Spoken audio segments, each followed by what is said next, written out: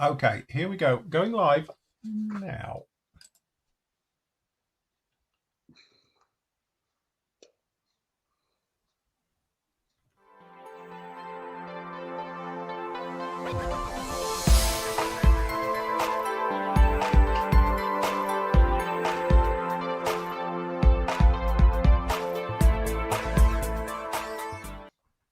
Hello and good afternoon. Welcome to the Flory Models /PM afternoon show. Here we are with you on Tuesday, the 2nd of May. We're into May, everyone. This year is flying. Summer's coming. Summer Hopefully. is coming. Yes, hopefully. Very nice it is too. It's very nice here. We had a nice weekend. So can't complain at all, really. Yeah, 3-day weekend. It was, and again this weekend coming as well. Long may it continue. Yes, definitely. Good afternoon to everybody. Is in there? Is anybody? Are they talking in our chat? Because mine's not moving. It might need a. Yeah. No, they're doing. Dave's in, Glenn's in, Greg's in, Richard's in, right. Tony, Leighton. Who else is in? David, Ryan. I'll just refresh Dave, mine. Alan, Stephen. Steve should have said Mark. There's loads in. So afternoon.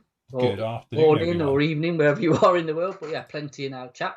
That's it. I'll just log back into mine because I think that's what it is. It's because it's logged me out since last time. That's probably why no one's making any noises. There we go. Oh, look, I'm in. Very good. Yep. Right. Hold on. Just got to make it look a bit bigger because with my weary eyesight. Yeah. You got other chat up. Yes, I've got both chats on. So glasses, that'd help as well. That improves the clarity. Hello to Jim. We've got Hobby Time in, and we've got Mark as well. Afternoon chats over there in YouTube land. Everyone's piling in. Look, it's all right. The count's going up now. 95 people in now. There you go. That's it. We're all getting there now. Good-o. So anyway, good afternoon, everybody. Trust you all had a good weekend. I can't see a thing through them. Let me just give them a bit of a scrub. Yes, hope you had a good weekend. I was at a wedding on Saturday. Did you have a drinky poos, by the way? No, I didn't. I was driving. I thought the thing was like next door. I thought you could walk back to the digs. No. We drove.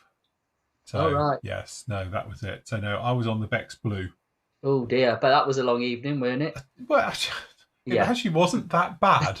It's the first time I've ever had it. Because I was on like lemonades and stuff. And I thought, I'll have a Bex Blue. So we're going, and it wasn't actually as bad as I thought it would be. It's the first time I've had a go on it. And it was all right, actually. So I was like, well, we'll go with that. But no, it's actually, so congratulations to Becky and Paul. I was more saying because everybody else had had a drink and you were sober. Yeah, well, there was that as well. There was, put it this way, Paul had a few, shall we say? So at one point, his new wife took him out for a chat, sober up. Behave yourself. Oh dear. So, yes. That started off well then, marriage. It was one of the, can I just borrow him a moment? He grabs him. To be fair, that sounds like our wedding reception because I was absolutely hammered before I even started. So Leslie was doing all the talking and I was just, Everybody buying it. I think everybody was buying me a drink. I don't think she got one. Nobody bought her one and told me. It was brilliant. I think that was very similar to obviously with Paul's case as well. So, yes. Yeah.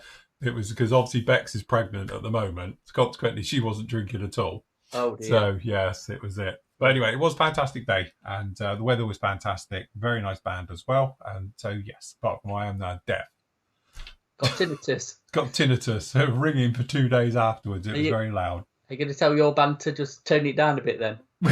yeah, that's it. I want to be like, right. Rein it in a bit because we're getting old. That's a bit much. We're a more mature crowd here, clearly.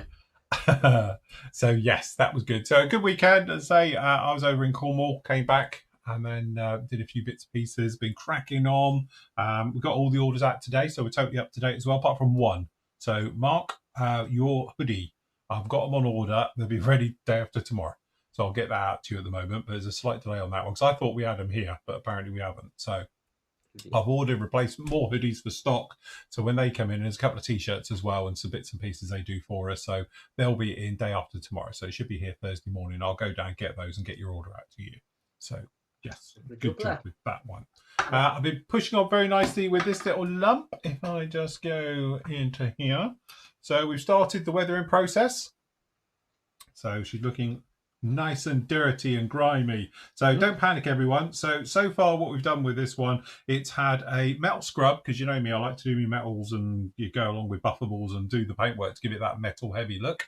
So we've done that, and then we've just basically been around it with dark wash right the way over it. So dark wash now right the way over this, and has been technically rinsed off. It's a technique I haven't really shown too much because I don't do a lot of armor, but in this scenario you can see you do need it. But what it does do is give you a really nice motley effect. But fear not, it's not going to be this dark, because this now is going to go with more subsequent coats over the top. So it's going to have a grime coat over this in certain areas, and then last up it's going to have a dust coat right over it as well, before we even move into oils and pigments and stuff like that afterwards.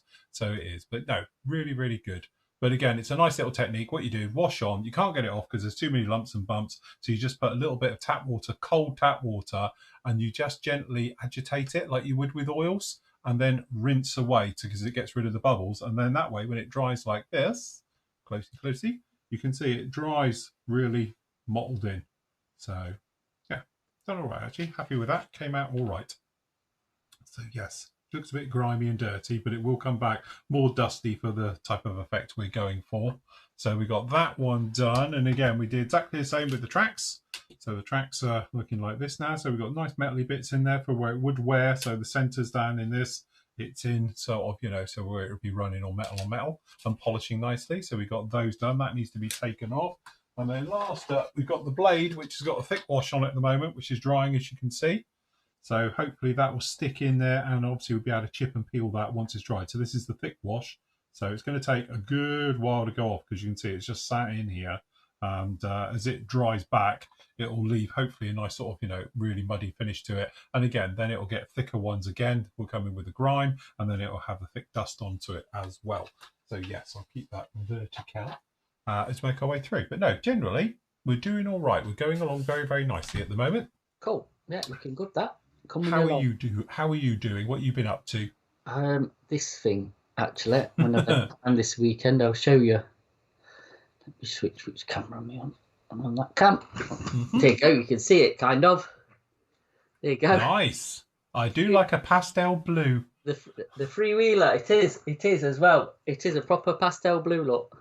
I was sort of umming and ahhing what to paint it. So. Yeah, it's the Tempo 400 from MiniArt. This is the nice. steel backed version, because they do a few different versions. It's not stuck together yet. Obviously, the front bonnet bit's not on, and I've not put the roof on. So did a bit of chipping in the back. So that will be. I don't want to go overboard with it, but I'll rusty it out a little bit. Yeah, and I'll give it a light weathering. So really cracking little kit.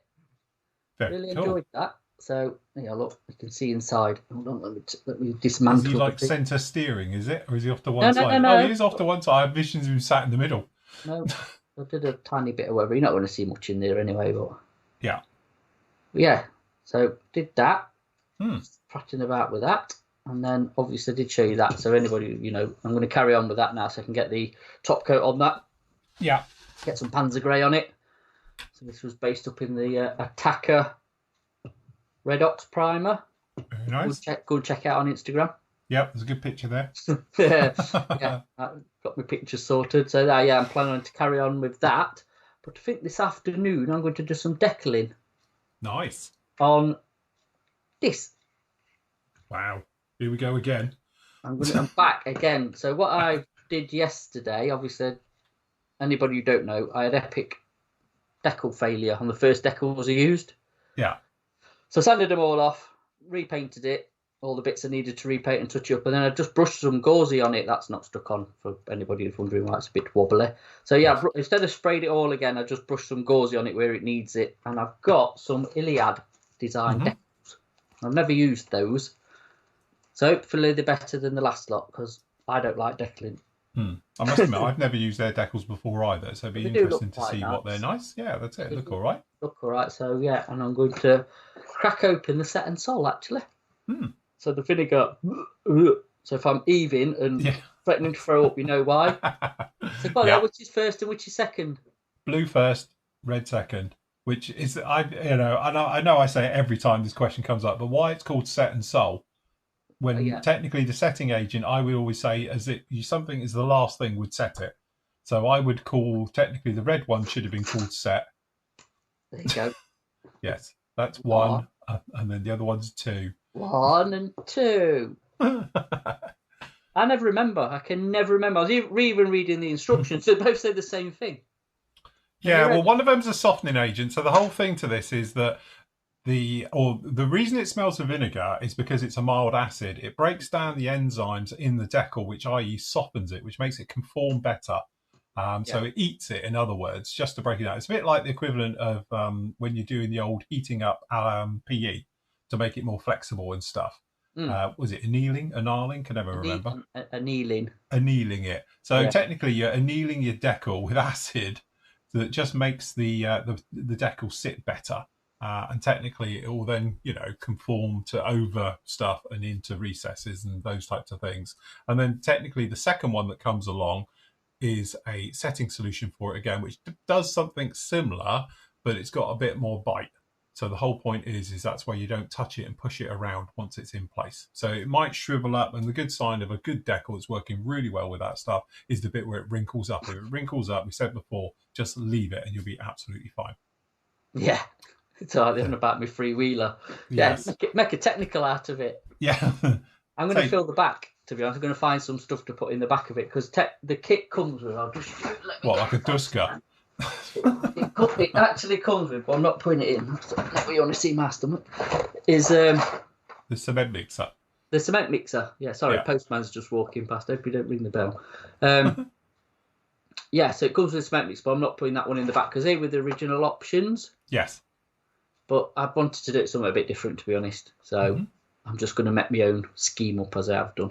So is that Monsieur René the Builder's van, is it? Not quite, no, because this is German. Oh right, okay. This is a German. Mr. Schmidt. Yeah, the builder. But yeah, there's just some really cool versions of it as well. I would definitely build another one because it's a really nice, simple build. It's not overly complicated. The engine's a bit fiddly, but I think that's because it's so tiny. But the general build, there's not much to the real thing. So obviously the kit's, is going to be as simple as the real one. Yes. But they do like vans and wooden backs and all sorts. There's one that's from the Junkers factory. Oh right, okay. And it's in the Junkers, got the Junkers symbol on the door and stuff, and that looks really good. So it's something a little bit different, isn't it? I've got a little plan for it for a base actually that I've got, which is one of them Vallejo bases. Yes. I'll dig it out for another show and I'll show you, but it'll just fit nice. It's only a little compact thing.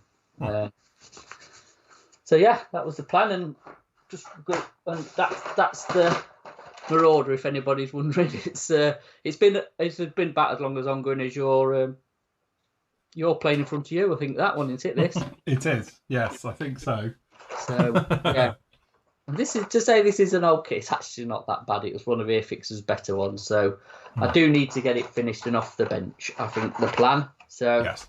I'm going to, like I say, have an afternoon of decaling or getting at least some of them down. Very nice. Well, I'm going to do some oils on this because last time we put the just a rinse wash over it, as I call it, and then that's been taken off and it's just weathered it all in a little bit. As I say, we don't want to go massively because they all look quite clean. But what we will do is coming in with neat oils this time. So we're going to do a little bit of streaking, a little bit more sharpening and detail work.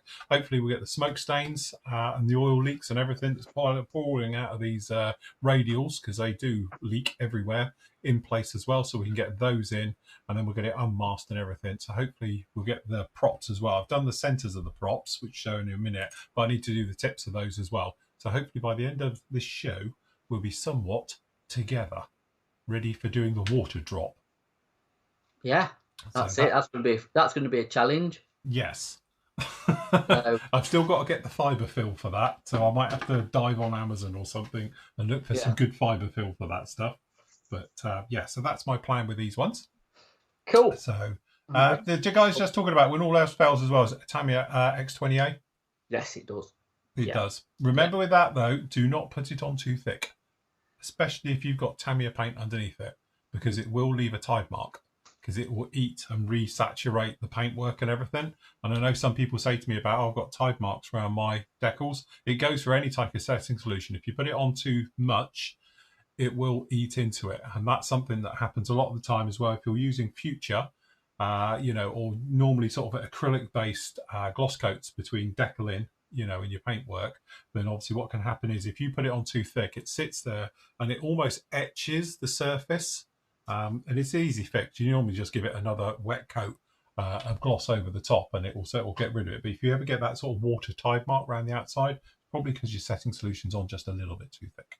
Yeah, probably. Just to answer Richard's question about the Malta Spitfire, I don't know yet, to be honest. It's when it turns up. I haven't really got a date. Hopefully it should be May, I think, its release. And to be fair, like Edward are pretty good at that. So next few weeks anyway should be fine. But yeah, there's a lot of decals. To be honest, I've got the other, the Mr. Gunsy, whatever they are. And what is it? Set and softener. Yeah. I can't go on with it. No, is that I've white? got it here. It's that white gluey stuff, isn't it? It's like PVA glue, and I still maintain it's water-tap PVA glue or something else, and that's what sticks your decals down. Yeah. And again, that's the Mr. Set Neo. I've got it as well, and I've got all the others. To be honest, I've got Tamiya's Mark 1 as well, strong. Which I don't think's that strong. I think Micro Soul's probably stronger, but they call it strong. And obviously, I've got the lethal stuff, the Alien Blood as well, the Ajima stuff. So, it's like take your pick. But my staple go-to, and it's the one I use all the time, is just what Matt's doing there, which is Micro Set and Soul. I don't tend to mess around with all the others. Like, my big thing is, like I say to a lot of people when they say they have trouble with silvering, it may take 5-6 coats to get this stuff to bed down. And you can use a riveting wheel to get rid of any silvering you've got. Just let the air out and let it get into it and soften it. But again, it depends on the decal you're using. If they tend to be quite dry, thick decals, they can be a problem. But if you've got a nice finish, even if you just lightly polish the area it's going to go on first, or like Matt's done, is like prepare it with a little bit of like an acrylic gloss, it'll flatten out onto it. The bit where you've got sandpaper type finish, you're just going to get silver in every time. So preparation is everything and is the key to decals. And patience, isn't it? And patience, yeah. Let it build up slowly and slowly as you go.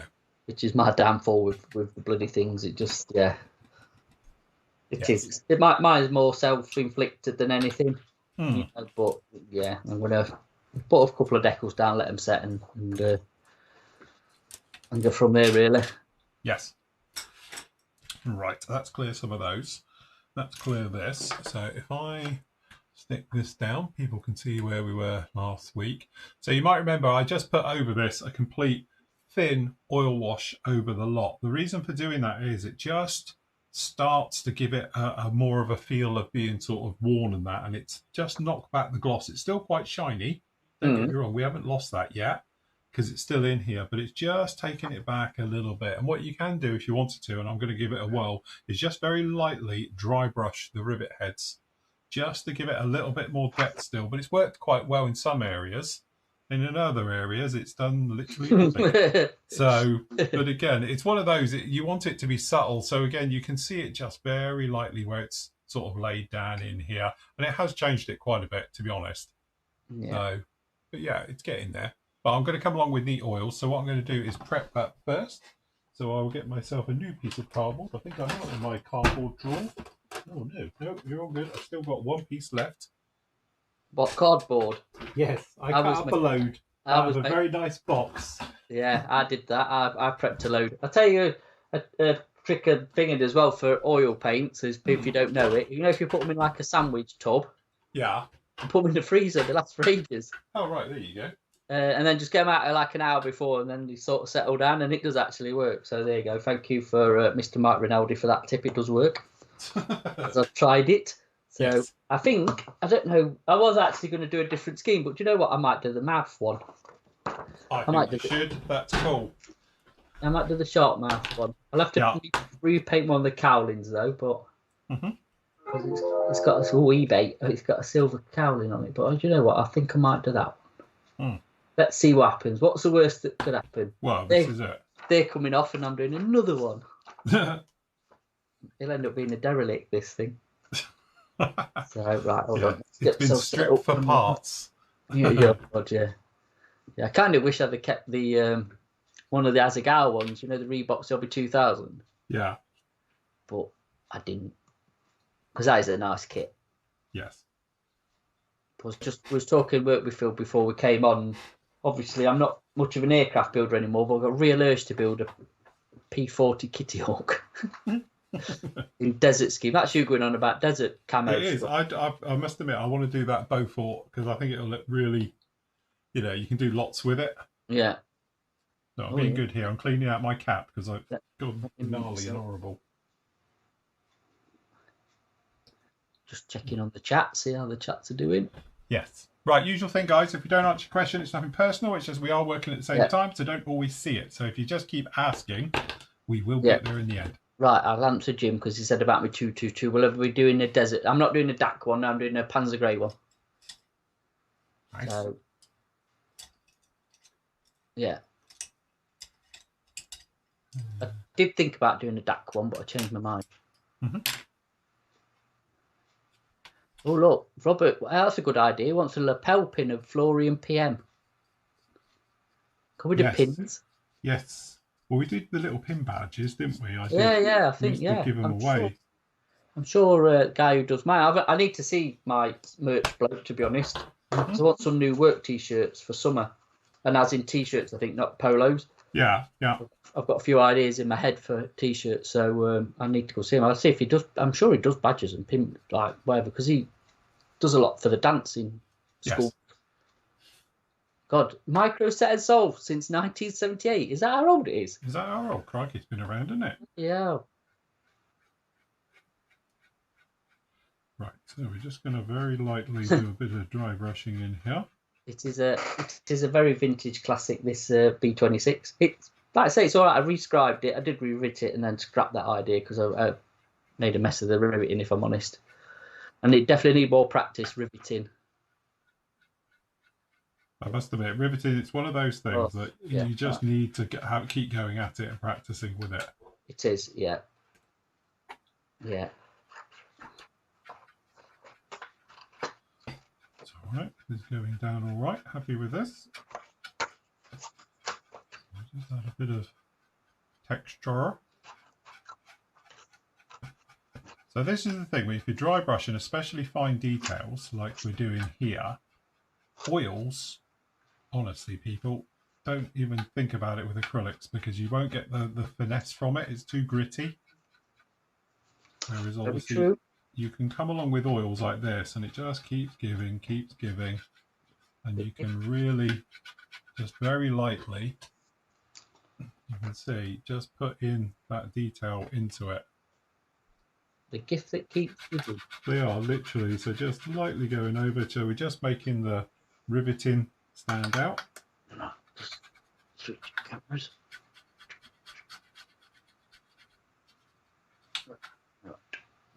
Just like so. And again, we'll do across the tops.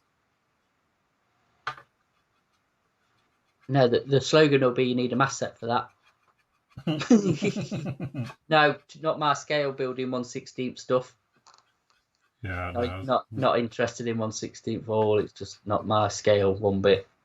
No, I mean they look lovely kits, but yeah, I think the only probably thing I would have tackled was probably the Jeep. Yes, that Jeep we had in because that won't be too big, but no, it's not really my not my jam. No, the giant stuff, it's all very well, but like, and I've tackled some big projects over the years. Yeah. But you do have to add more than the kit's going to give you, I think, to make it look any good. Yeah. Because otherwise the details that, you don't see on smaller kits, shall we say, you do on the big one. So you need to go in amongst it and, do it all. Yeah, so it's not, they're definitely not my interest. So I must admit, I do prefer the bigger stuff, but not to that extent, because it's just too big. Yeah. It has actually, James. It's got a Bombay and not a bad cockpit either. Jesus, that stinks. That does. I've just took the lid off the set. So just so everyone who doesn't know, Matt's got a real hang-up about vinegar. So if you ever have chips or salt and vinegar crisps, you can clear them out of the room instantly. I hate the smell of vinegar. I loathe it. Yeah. Yes, it's definitely not my favouriteest thing in the world. No. But needs must. Yes. So yes, probably... we are. Sorry, Phil. Sorry, mate. Yes, we are going to do a pre-order on the Stuke. It's not due out till back end of the year, so we'll do it near. I've had a chat with Andy today about pre-orders. We've got the 190's gone up, Sukimori 190, because we've got the details late on Friday for that. And then there's a couple of other bits have gone up. We'll do a PM show tomorrow, aren't we, Phil? Quick and we'll mention it then. Yeah. And obviously, and what we're doing at the weekend and stuff. So, but yes, we will put the Stuker up the 124th because Phil's going to build that as well. Am I? No, I won't make you do that. No. Now John's back in the picture. He can do his. Yes. Now John's back in HD. Yeah. Now he got some internet again. He's got the internet working again. He'll be all right. Poor man, I bet he were lost. Right, which decals are for the wings? Let me try and work this out. They're not numbered or anything. That's a bit of a... Oh, right, okay. A bit of a toe rag. I need to know which one's going to be which for the top and underside of the wings. I don't think it matters on the wings. It's usually they're the same size. It's just going to be the fuselage one and the wings ones will be different. It's got that. It's got the fuselage ones because they're there, look. Which are them with the numbers and all that. But I presume either one of them are the wings. Yeah. Or them. So I think they're the same anyway, aren't they? By looks of it. So they'll do. I'll nick them two there. That'll do. I'll put a wing one on first. See how that goes down. Oh, wife's back with daughter. It's all right. They're going out for. They're going to take the dog and going off over to the mother-in-law's. So you might hear the dog bark in a minute. Right. So switched over to the grey. Cool. Because then we use the grey for the black walkways, and then obviously we'll use it for the red. Because obviously we don't want to change the red out too much because it's quite a strong colour. But hopefully you can see. There we go. It just changes it all out a little bit. So what we're just trying to do is weather this thing down. So with each layer that we're putting on, it's just giving it another layer. And then I say over time, with each layer, it just gives it more depth. So again, we're not trying to change anything particularly. We're just trying to lightly instill that look. Yes. So cool, blimey. Just fill it up, just to show you. Hold on. Hold on. It's all right. I'll just put. I don't know if you can see it. Where am I on camera? Come on. Put me on. Ah, there it is. Can you see that? Decal tray. A little decal tray. Me cup warmer up. Keep me water warm. Oh, very nice. Yeah. That decal tray's all right, to be honest. I know you're just like shove water on a mat, don't you? Yeah. You're a bit more low tech than I am. Yeah. But it works. Whatever works. Again, it's one of those things. There's no right and wrong to anything any of us do. It's just that it's a personal preference. I like to just chuck it on the mat, so that way it keeps it flat. And also, if it floats off the decal paper, doesn't matter. Don't go anywhere. No. Right.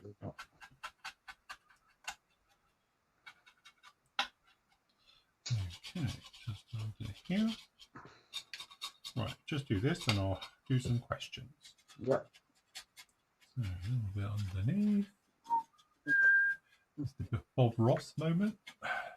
Attack this with Mr. Big Old Brush. Nothing wrong with a big old brush. Yes. Oh, do you know what I have actually forgot to get out my drawers? Bugger. A earbud. Oh, right. Just gets down. I'll have to get one.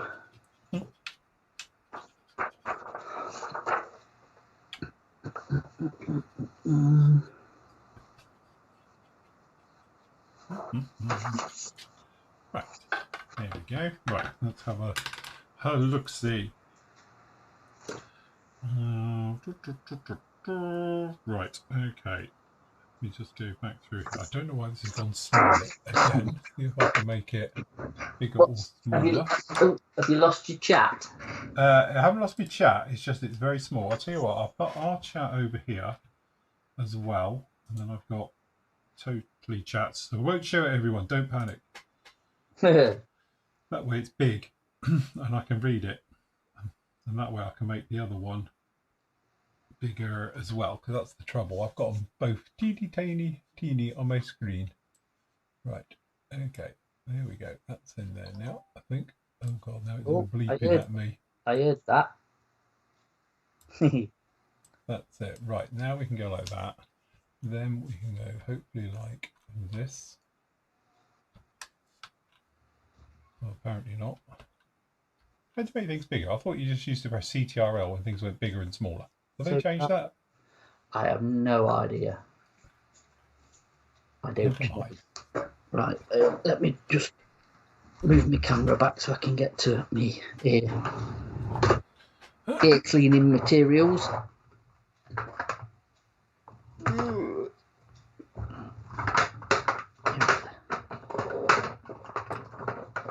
Probably should have thought of this, eh? Yes. Jim says, Matt, I too soon will be building the P40. My kit will be the, what's that? Ataki 48 scale P40E. Oh, yeah. So yeah, it's going to do it in the tiger markings. Oh, right.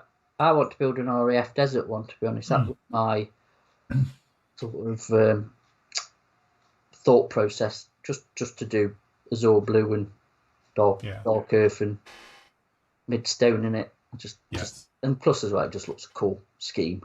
We've just done back from when we were kids, like the Airfix boxing top. It's one of them I remember. So I was just working out who actually did that version, and apparently Hasegawa do one. I didn't think Hasegawa did. I thought they did later ones, but oh right, okay. Like say you had to look up, didn't you, and find out that they do them. So and what was it? I built the Trumpeter 48 version, but I think that's an earlier one, and it was all right. It weren't brilliant kit, but it was okay. So you never know. Like I say, I do need to do something in RAF Desert. Wasn't it Valkyrie, the film, isn't it? Tom Cruise gets strafed by one. I'd never. Do you know what? I've not seen that film, so I wouldn't know. It's actually not a bad film, to be honest. Oh right, okay. There's a lot of typical Hollywood licensing on this one, but no, it's all right actually. Right, okay, so that's on. So what we will right. Go on. Just a question for me. I don't see AK glazed gloss matte mediums in the PM store. I think the glazed medium I do use it, and we did that is the Vallejo one. Oh, can I just take that, Matt? I'll just yeah. Guys a sec. Yeah, of course you can, mate. Mute yourself. Yeah, it's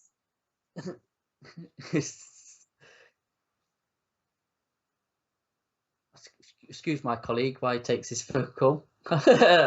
Yeah, I use this one. I'll show you which one it is when I do use them. It's that one, which is the Vallejo one, but I've had it for a long time. But yeah, we don't really I don't know if they do on AK, but we don't stock it. I think it's in the other range of paints. So, but yeah, normally I don't bother, to be honest. I just use water and do it like that. So, yes.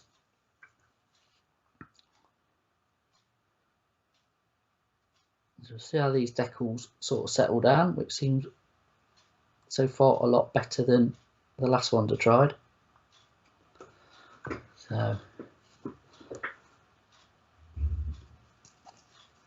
So what's everybody building? That's what I want to know. What you got on the benches?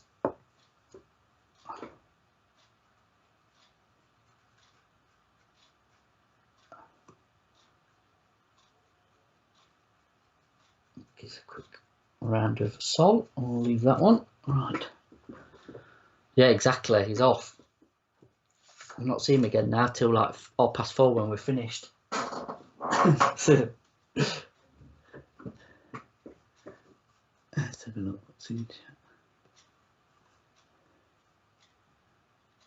Yeah, I've never seen Valkyrie. Is it actually worth a watch then, is it?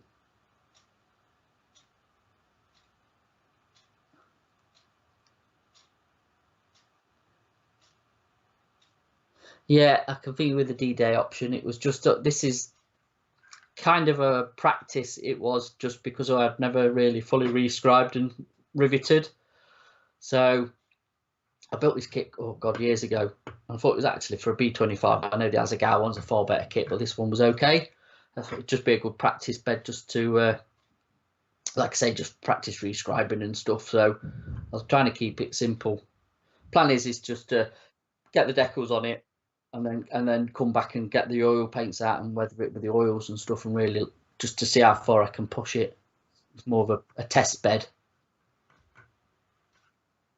Okay, that's fine. One of those calls. It's like, don't call me because I'm going to be online. Yeah. Email me if there's a problem. So what they do, they phone. So they always do that, don't they? Yes, right when you don't need it. So no. But yes, no, we're all right. We're still online. Yes. I just asking what everybody was building. Mm. Just to see what people's got on their benches at the minute. So some interesting stuff, actually. Yes. Robert's building an Avis Bristol M1C World War I fighter in 72nd. Very small, I bet that's tiny. Robert Johnson's got the 124th Jag XJR8 Le Mans. Nice. Michael's finishing off his BM21 multiple rocket launcher. Mm-hmm. Oh, MiniArt Avro 617, the auto drive. What's that kit like? I've always quite liked the look of that, if I'm honest. It's a bit different. Typical MiniArt, different. Yeah. So, if it's anything like I say, if it's like that little freewheeler. Yes. I said the few MiniArt kits I've built, I've quite enjoyed them, even though the M3, the Grant tank was a bit of a challenge, but more me than the kit. Yeah. Well, the Taku, Jim's building the Taku one. I did have that one, but I built the, like I said, the other one instead, the MiniArt version. It's all right. I can recommend it. I didn't build the interior one though. Mm-hmm. There was no way I was doing that. Life's way too short. Yes. And it's like, what, you got to think, what do you see? Mm. I need a bit of touching up. After you've done an interior kit, you'll know. Oh God, yeah. And it's that thing. Sometimes it's nice to do it because yeah. It's one of those things. You're working on something, you think, oh well, I'll just keep going at it and add it all in. It's just that afterwards, when there's nothing physically, you can't see anything. You do sort of, start looking at yourself thinking, why did I bother with all of that? Now I can't see it. And I know a lot of people say, well, it's part of modelling, but I must admit, I'm very much can't be bothered. It's a bit like I did notice Ed Ard have just released the German rudder pedals. All right. Oh God, yeah, you're definitely not a fan of rudder pedals, are you? So it's a bit. They're the ones with the toe straps, and normally they're in photo etch. I never bother that because you're never going to see it. But now they've released them as a 3D printed, whatever it is, Yeah. So yes, I must admit it was one of those ones where I'm like, yeah, don't see the point really. yeah, so, but no, but yes, I can't be bothered. Life's too short. Right, so we've just got some neat oils going down here, a bit of streaky stuff, and then what we'll do, we'll buff that. Hey, that's a good kit. The model students just almost finished the Revell B25J. So that's obviously like that one I built, but the bomber version, I think, weren't it? Yeah. Not the strafer, but yeah. No, it's got a glass nose, isn't it? Yeah, that's an all right kit, that is. So, Philip, yes, that you are the Decaling guru. Yes. So when you've put your set on, set it all down, do you leave that to dry and then put the sol on later, or do you put it on straight away? So you've got two options. You can either do what I tend to do, is just put a few drops of the setting solution, the blue one, into the water you're actually I'm just brushing a bit on, if I'm honest. Or you can just brush it on like underneath where the decal's going to go and then put the decal onto it. That's what I'm doing. So what about the sol on top? So let that one dry off just until it's pretty much gone. Because obviously have you patted it down and all the rest of it? I've done the rolly bit and all that, look. That's it. Yeah, okay. Then I'd stick the stole one thin coat right over the top. Right. What, now? Yeah. All right, okay. Because the reason I do it now is that if the decal dries out, it's not going to be as floppy. You know, it's not going to adhere as well. But obviously this stuff will go under the decal as well now and will actually bind it to the surface. What you're ideally looking for is it to look like it's shriveling up, because you know it means it's biting, really biting down well. Some decals do, some don't. It depends obviously on the one you're doing. I don't know with these decals. I've never tried them, but yeah. I just, I never have any, well, I wouldn't say never have any problem, but I've really had problems with armour decals, but aircraft decals always fight me for one reason or another. Yeah. They never seem to bed properly. Not as in conform. Yeah. I just mean actually adhere. I bet it, you know, like you're doing something, it just peels them back off, or I'm a sod for getting silvering. I really am a. So you're silvering normally 99% of the time. It's not actually the decal; it's the texture you're going over. Yeah, I know, like you know. So yeah, and it's just it's part of life. Sometimes you can't really help it. It just it's going to do it, no matter what you tend to do and prep for. But frustrating. Yes, it is very frustrating. Teeth. Right, let's work out some teethies. So is that going to be that one or that one?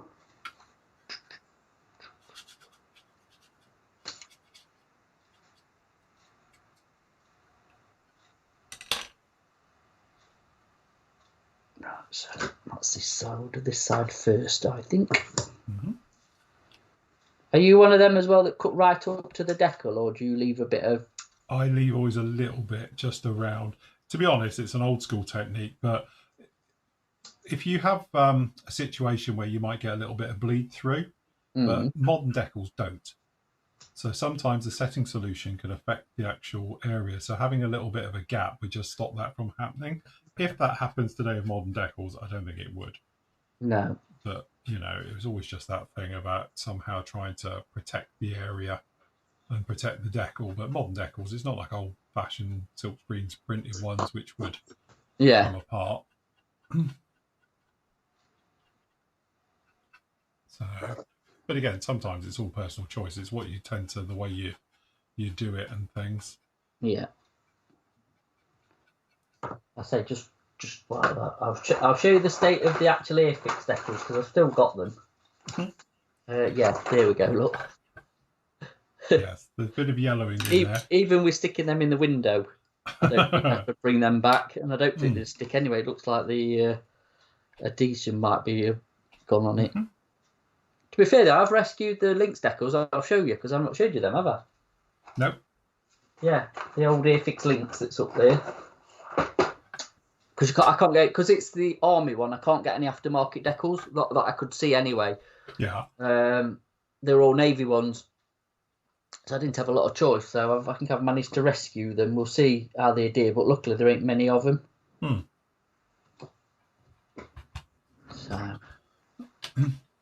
So I think really, you know, the secret of not getting any silvering is just have a glossy or as glossy as you can get it, definitely satin or better, you know, finish on your paintwork before you go onto it. So, cool. Right, let's go back to, I was in the chat. Right, question, right. Do you keep decals, instructions and sprues that say missiles not used for the build or bin them? I'm a hoarder and hate to get rid of stuff. I always keep instructions and I always keep decals.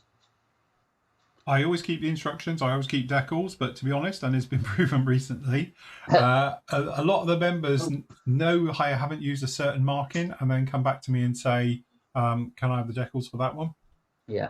And you get the popular ones as well. It was a bit like when I did the F86, the Sabre, I used one particular marking and I must have had 10 people want the other ones. And because I can't remember which one now, I think it's the Marine version, whichever one it is, Mad Marine or whatever was on it as well. Everybody wanted that one, it seemed.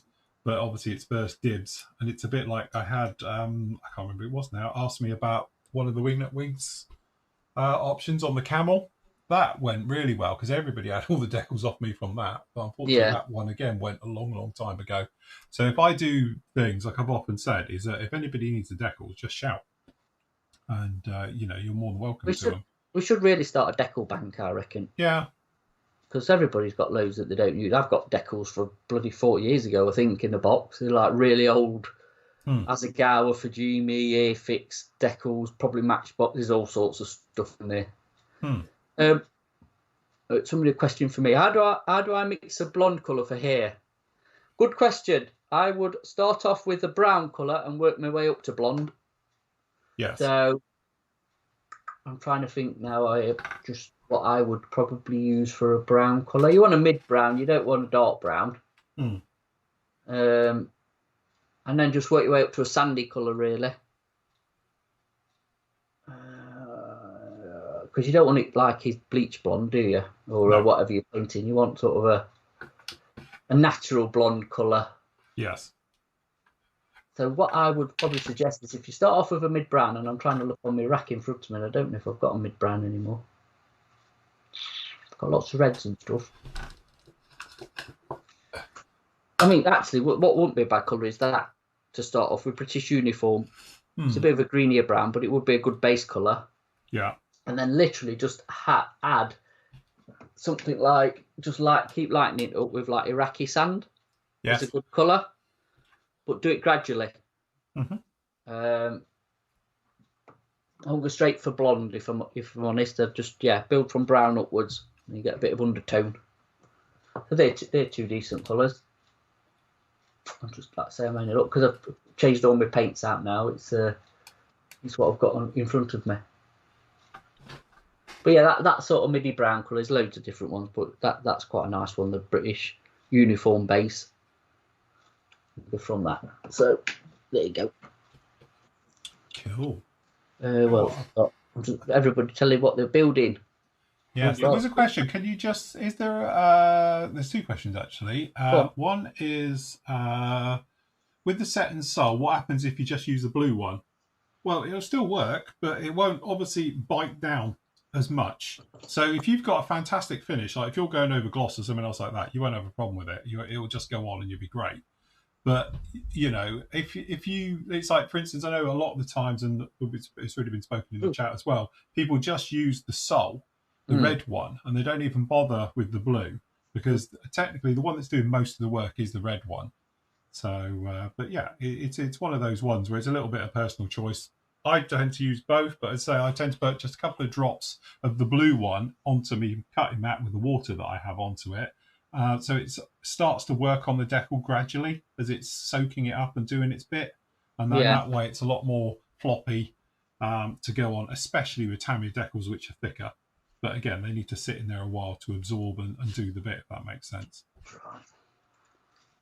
Yeah. And then is there do you always have to use the softened decal? Hold on. Do you always have to soften the decals best for going over curves? I always use the set to seal the decal. Again, if you're doing a curve, then obviously it will help it go down. It's not like a golden bullet. This isn't going to be like, you know, the best thing ever, because it's still going to have trouble conforming and all the rest of it. But it will definitely help it go in. It's one of those things. It's better when it's over like riveting detail. If you've got raised rivets, getting them to conform around that.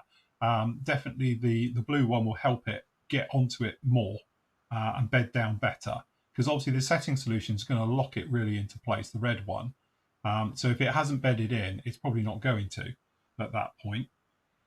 So that way you're going to have to come in and either, if it won't go into a panel line, what I tend to do is just pop along with a sharp knife. Once it's dry, cut it and then give it another coat of red on top. So then it will just bed in properly. And the same goes if you get any silver and I pop over it with a riveting wheel.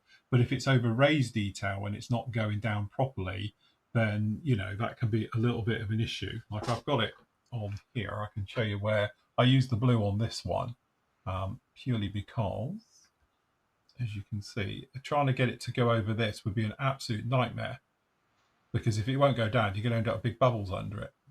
So, but again, with the blue one, soften it up. It's gone down really well, and this is a God knows how old Hella ones. You might remember this one back here, though. I didn't even take any notice because I forgot it had done it, and it didn't bed down very well. You've got these little vortex generators down in here for the top of the rudder. So what I ended up doing was, because it looked a complete mess, was just touch it with some a little bit of extra thin glue. But again, it's alien blood. It will melt it to the surface. But again, you can see where it started to destroy the decal as well. So you can't really do that. too much. It's good for a one and done on a very thin bit, but again, because it's clinging, the actual extra thin would have clung on around the rivets and around these little vortex generators. What it's ended up doing, as you can see, is just sort of melting it a little bit because it was too much on there at the end of the day.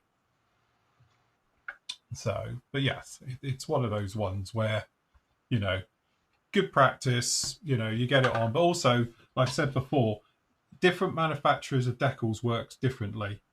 You know, as I say, Cartograph tend to work really nicely with microset and sole, but Tamiya doesn't really do a lot to it because they're really thick, like in general. Yeah. So the thinner the decal, the better it works.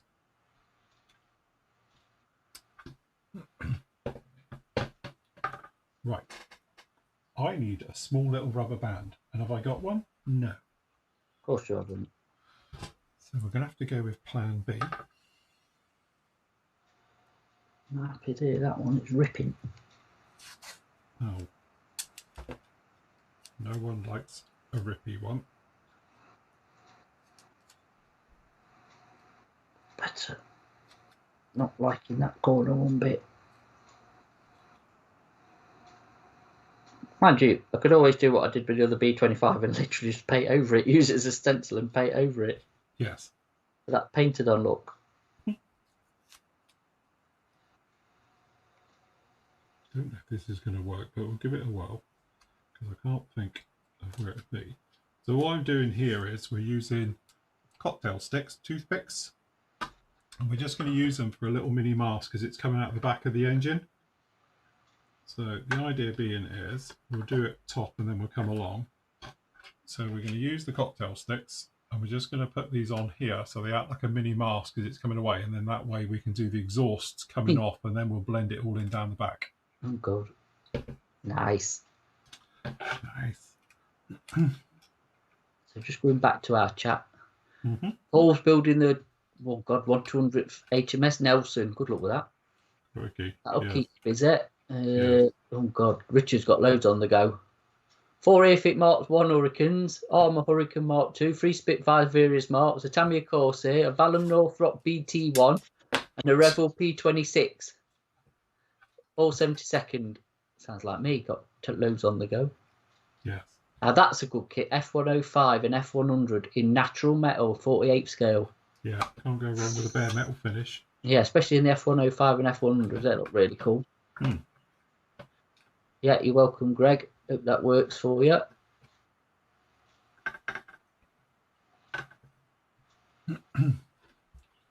Right. Oh, God. Excuse me. My turn. Your turn.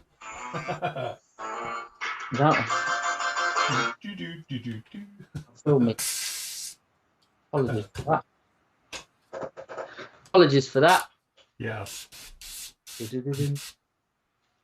Right, so I'm just loading up my airbrush with a little bit of grey. Don't ask me what grey, because I don't know yet. I just want grey, because it's just an exhausty colour. So a little bit of bluey grey. You know what grey? Are you doing exhausting? Yeah. Oh, that's fair enough. Fair enough. Just a light grey. It's only an exhaust stain, so I don't know. Something like an XF80. Miss me bin. Right. One shot mouth side on. Do the other bit now. Oh, God. Kinetic CF. Oh, God. CF188A, my first in scale. Vague instructions for a challenge. That's kinetic kit, isn't it? Yeah.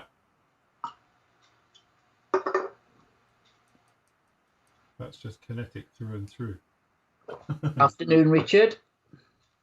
So I'm trying to keep an eye on both chats here. What's Alistair building? 132nd links from Revel. Haven't seen that kit for a while, have we? No. I think it's set and solve work. I will go to the expo anyway. They'll be all right. It's made it a bit delicate actually going around to that front end. Question for Matt. Oh God, right, okay. Oh, question. We've got a couple of questions here. We'll do Brett's first. Do you have to gloss coat to apply decals and the wash? Not necessarily. You just need a smooth surface, don't you? Yeah. It's all down to lack of texture. texture seems to be a big word in our hobby at the minute, but lack of texture for decals is the way forward. So you can polish matte paint, can't you? Yeah. You don't have to use a gloss coat. Don't like gloss coating, but as long as it's smooth, you should be okay. Yes. Question for me: just purchased Vallejo Court Brown. Do you use that colour for a base? You can do. Yeah, Court Brown's a really good colour. There was that one and beige red were the two kind of main colours. But yeah, Court Brown's a very good colour for base flesh tone. There's the beige red. That's AK's. I ain't got Court Brown here anymore, I'm afraid. I'll tell you another one that's good if you want to go darker up to lighter is Saddle Brown. Another good colour as well. So, but yeah, no, Court Brown's a good here, really.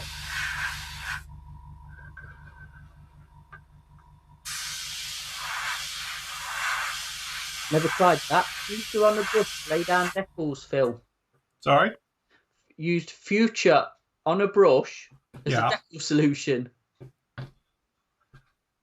Never heard of that, but hey, if it works. How would that work though if you've got silver? All that's going to do is cause, surely if you've got silvering underneath, it will just fill the void. I can get the idea of it, but surely they wouldn't lay down as nice as if it is sort of a nice painted on effect. Because that's really what you're trying to get, isn't it? I think so. Yeah. I don't know. I just think it would be a little bit a case of, you know, it would look thick because you've got like a glossy onto it, and if you have any void problems. Yeah, I would say I ain't tried it, so I wouldn't know. Never dismiss anything, but yeah, I know where you're coming from. Yeah. Is there a way to resurrect older decal sheets?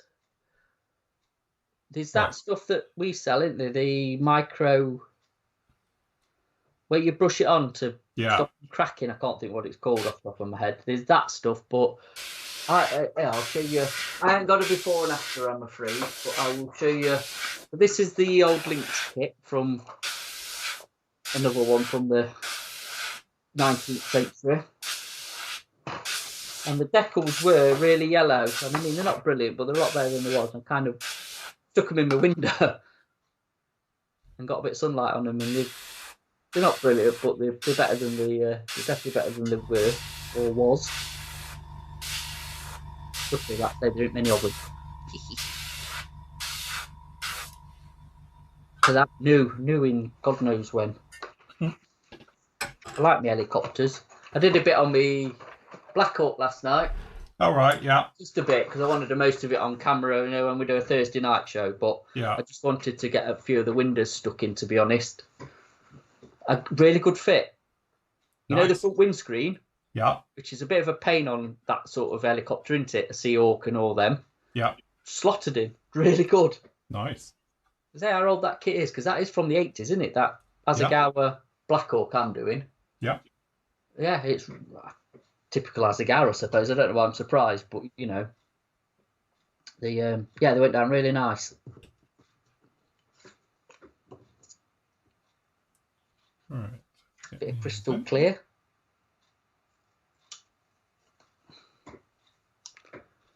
Go back to our chat. That's the stuff. Microscale MS film liquid stuff. That's it, isn't it? Yeah. I've never tried it. Have you? No. Oh, so we can't say either way. No, I must admit, the only time I did have a bottle and then I managed to knock it over was when I was printing my own decals a lot. Yeah. And you know, obviously from that point of view, it's supposed to be very, very good for using it for, you know, if you've done it on an inkjet printer. But obviously, if you do like I do and use a laser, you don't need it really. Yeah. But that was the sort of theory to it. Welcome, Richard. Better late than never. Building the 124th Typhoon and a Rubicon Tiger 2. Nice.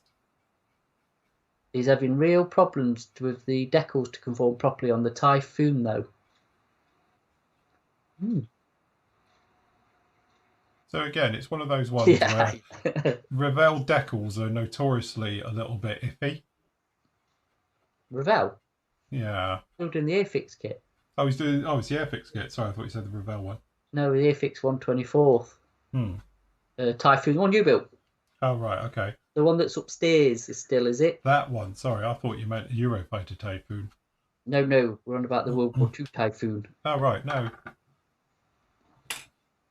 Again, all preparation, isn't it? It's getting all your stuff in there and all your bits all in a line with it. It's getting all your ducks in a row, apparently. Ducks in a row. It is. You need to get yourself sorted with it, and just get everything right, so nice and smooth underneath and everything. It's all to do with texture, which is the same, to be honest, with everything. I can't get the lid off. Oh, there is. But yeah, so it's a bit like when you're doing any type of weathering, it's all to do with texture, and that actually starts with your paint. And I know I bang on to about it in all my videos and say about you've got to be nice and smooth. You want a nice satin finish to your paintwork, because you can obviously matte it and gloss it afterwards, but you need it as a starting place for it to get going in the first place with it. So like I often say though, is that if you've got texture in your paint when you're doing the priming, by the time you get to decaling, you're going to have a nightmare, Yeah. So, that's the way I sort of go on about it, is that you want it to be as, as smooth and as nice as you can get. So when you do come to decaling and various things later down the road, you don't end up paying for a mistake you made, a couple of weeks ago when you was in the painting phase. Do you know what? I might have to move a decal, and this is going to be a pain in the arse.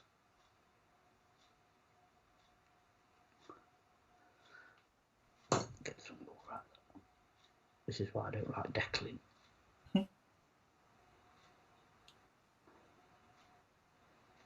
Excuse me, just while I get this decal down. Deep breaths. Oh, do you know what? I haven't actually glossed up here, so I hope it goes down okay. Because I wasn't going to use this scheme. I was going to use the other one, but now I'm putting the eyes on and the eyebrows. It's going over a bit of a flatter surface. So we'll see. This is where the silvering will come out.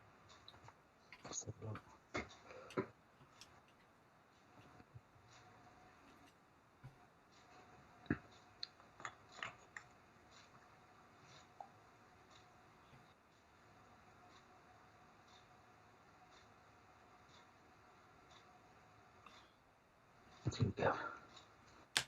Who the fuck we have with oils? I love oils. They're brilliant.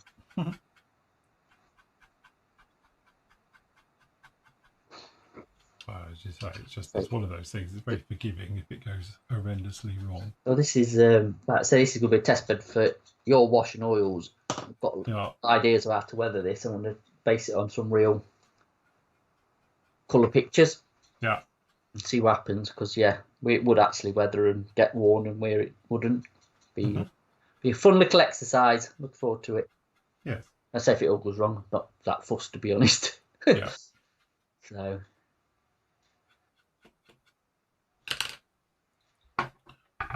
Last up a little bit of the old hydraulic-y colour going in here, I feel. Guess what Mark's building, Phil? Hey? Guess what Mark's building? Go on. Fairchild A10 Thunderbolt Eske. Oh, that's the way it's going, it may end up as a Buster. Yeah. Oh God. That's a proper old school, that is. Isn't it just? Yeah. Oh, Robert's ordered some Flory Wash from Hannon's. Oh, good. Yeah. Enjoy. Why didn't you order it from Phil? So we'll what's he put? And so we'll soon have fun learning how to use it and not overuse it. Again, the thing is, it's back down to texture again. So you don't want to have a massively heavy duty texture to your paintwork. Otherwise, it's going to get stuck. The wash literally will just get caught in that texture and doesn't go anywhere. But again, if you keep it nice and smooth, it gives you the option, because then you can literally take it all off or leave it all on. But again, because it's into the texture, you just want it nice and satin, so it's got nice enough for it to grip, and that's literally what you want. Yeah. But if you want to, you can get it all off and go again. Again, I've done quite a nice tutorial on this caterpillar about using the wash on really textured surfaces and stuff. Yeah. So, you know, that's the point. So you just see different ways of doing it all. Keep it real. Yeah, keep it real, people. Let's try this again. Right, so I'm just trying to recreate that horrible, gnarly look the engines get. So it's just building it up. Bit of grey on there first to give it a bit of a base, and then hopefully you can see the exhaust coming off the back. Actually, if I put a shroud on it, might set it off better. You can see it a bit better. Come on, camera. There we go. So yeah, so we're just trying to give it that sort of wheelie, gnarly type look. And again, same under here. And again, I like to have it so when you catch it in the light, that makes sense. I like it where planes move. I'm not one of these people who just puts a flat coat over the end, because I think they lose that sort of the reflectiveness of it. And you're looking at it as in an overall effect rather than a specific area, you know? Yeah. So, you know, it's a bit like we say when I've been doing it on this thing. This had a metal scrub on before we did this. So the whole point is you don't really notice it. And then when you move things, like you can see it's down in here. So it just gives little areas. So it's had it everywhere, but it just, every now and again, you'll move something and it catches it in the light. You know, and that's what you're literally trying to achieve with it. So metal bits poke out. So like that bit just down in there is in the light now. But when it's normal, it's flat. There's nothing really going on. But it's as you move it and you look round things pop out. And that's what I try and achieve with all my weathering. And it's something I've been banging on about now for the last few years. And it started with my A10, the 32nd A10 we did. And that was because it was the first time that I never actually put a flat coat or something over the top of it at the end. I literally just left it as is, because that way we had all that different weathering. But I tried some things about going in there with satin finishes and then flat finishes and various things, just so when you look at it, it's all different. If you've ever seen F-15s are a classic example. If you look at the sea, they always seem to be this thing where the grey is quite shiny, but then the darker blue on top, you know, for the camo is always very flat. So when you get pictures of it and you look at them, they look always like it's, you know, like a flat finish and a satin finish, you know, which obviously if you was just to give it one coat, you would lose, you know, right the way over it. So that's why I've always tried to do the thing with all my weathering of just trying to, you know, make it sort of a little bit more three-dimensional. And as you move, as you look around, it catches it. It's reflective in some areas. It's dead flat in others. And things like using like metallizers for scrub. I use it all over black, for instance. You remember when I did the AH, the Little Bird Special Forces one, the 160th? Yeah. Black aircraft had a full metal scrub right the way over it. And it just gives it that impression of it's heavy, it's weighty as well, instead of it looking just flat all over. And again, as it moves, it catches it in the light, it reflected, just as black paint does when it's been rubbed and polished and everything else, like any other colour. Cool. Yeah. Got a question here. Have you guys ever used Humbrol Decal Fix? I've had a good experience with it on an Airfix 176 Hurricane and P40 a few years ago. It does have a good pong though. I've never used Decal Fix. I don't even know if I've got any. Wasn't that an enamel type based thing, if I remember rightly? Could have been. I honestly don't know much about it, to be honest. Yeah, I must admit I haven't. I used it back in the day when there was no other thing else available, like I think a lot of us do. But I haven't used it anytime soon, so I don't know if they may have changed it out and all the rest of it. I've got no. I don't know. I'll have to have a look, but I don't think I've got any Decal Fix. I don't know if Andy's got any. So, or Nathan, one of them might have some. Nathan's probably got some. He's old school. He's hardcore. He is. He is. He's a martyr to Humbrol. And then Voitex put, hi guys, do you think that easier to build bombers in 72nd or 48 regarding to the amount of the elements and the size of it? So I think his parts count and how big they are. Yeah. You see, I've definitely reverted back 72nd. I like 72nd. I'm always, however, I suppose, let me just think you back to it, Cam. dabbled in other scales, I suppose, but I'm always drawn back to 72nd, and I don't know why. It's a childhood thing. I'm sure it is. I've never gone to 48. I've built 48, but I've never fully. Again, it depends on what you're doing, isn't it? Because up here, you say you guys can't see it, but as you know, I've got a B52, and it's massive. It's absolutely huge. And I've got a Vulcan bomber. You know, he's obviously 72nd. Yeah. And they are the same size, if not bigger, than a World War II B-17 and Lancaster. Because obviously got the B-17, and got the Lanc next to it. And obviously a B-17, for instance, is the same size as a 32nd scale A10. So you've got the A10, Lanc, B-17, Vulcan, and B-52. And so again, I think it depends on what you like to work with. I'm quite, as I say, I'll go on about it, but cutting mat size to me is ideal. Like this is a lovely scale. This is a 72nd scale. Yeah. It's quite nice. But as I said, in sometimes though, it's quite nice to do like a 48 something. Like I've got it down there, that B25 in 148 scale, I think it'd be lovely. Yeah, it's not going to be too big. It'll just be about the right size, I'll grab mine because it's still here. I've never put it to work. So that's the old, if the wings don't fall off it. Yeah. So that's the old monogram. Yeah, which I think is a perfect size. It's just about the right size that I like to work with. So if you look at it from that and you're talking about, anything that's roughly around about 40, 45 centimetres tops, that's where I sort of like to be. So like 32nd scale aircraft, World War II and 1 is perfect. But obviously 32nd scale, and I know we've done a lot recently, modern stuff gets huge. So I quite like to work to that scale of it. But I really did have, two of my favourite builds of late. Obviously, the Lancaster was a great build because that was really nice. And obviously, that's the HK 48 scale one. And obviously, the B17 was nice because you can add that little bit extra detail into it. You can do a little bit more finessing with it as well, purely because of their size. The thing is, though, now, though, like you've said, and I think, other people have said, the detail now you get in 72nd is equivalent to what 48th used to be. Yeah, absolutely. So it's not like, like when you used to build a 72nd sort of bomber, they were very basic, let's be honest. Yeah.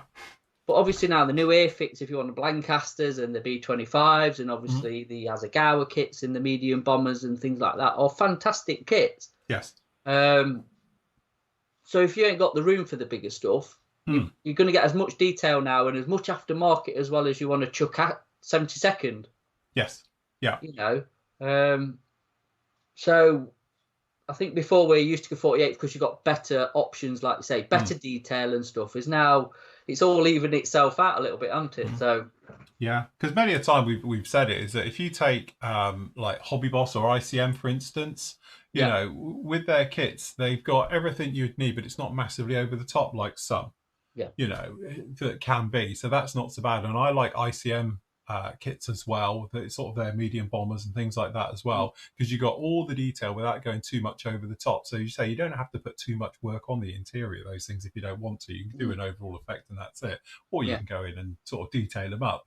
And I must admit, I think it's that thing again. When I did the B17, we threw everything at the B17. It's got aftermarket right way through the interior, which you can't see. So when we did the Lancaster, it just had an instrument panel, and that was it, and harnesses. You don't see much of that, do you? Because you don't really see much of that either. But I didn't bother with anything in the inside of that. I just did a couple of little scratch buildy bits to it. But because again, you don't see any of it, so I couldn't be bothered. But as I say, I think really it's how much you want to get out of your model as well. 72nd scale stuff, they are good, what I would call, for exterior shapes, curbside models as we call them.